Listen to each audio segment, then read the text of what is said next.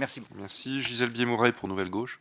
Merci, Monsieur le Président. Madame la Ministre, le groupe Nouvelle Gauche constate que les moyens de la mission Culture se maintiennent globalement, même si une analyse plus approfondie laisse quand même apparaître une ambition en demi-teinte en termes d'investissement dans les territoires, notamment ruraux, mais nous aurons l'occasion d'en reparler en séance.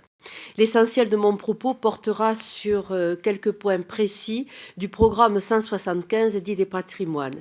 Nous partageons largement le constat de la dévitalisation des centres-bourgs, de nombreuses petites villes moyennes. Si l'ensemble du territoire est touché par ce phénomène, ce constat est particulièrement marqué dans les zones rurales où le déclin du centre-ville touche de nombreuses communes. Il n'existe pas de financement spécifique à la revitalisation des centres anciens. Il existe en revanche une grande diversité de financeurs, au premier rang duquel la Caisse des dépôts soutient aux initiatives locales. Compte tenu de l'importance du maillage de bourgs et de villes moyennes, la revitalisation de ces centres anciens représente un enjeu important en matière d'aménagement de territoire, de cohésion sociale. Sauver un centre historique ne se résume pas à une affaire locale, car il s'en va de son histoire, de son attrait touristique et du patrimoine culturel.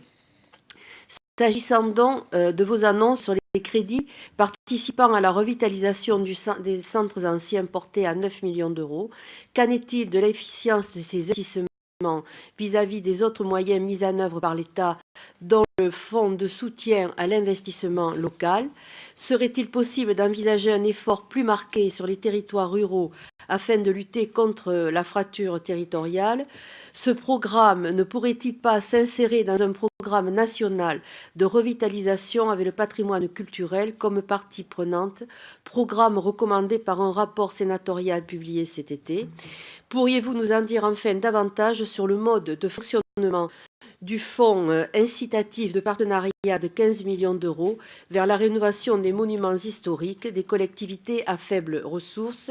Quels critères identifient concrètement les collectivités éligibles? Je vous remercie. Merci.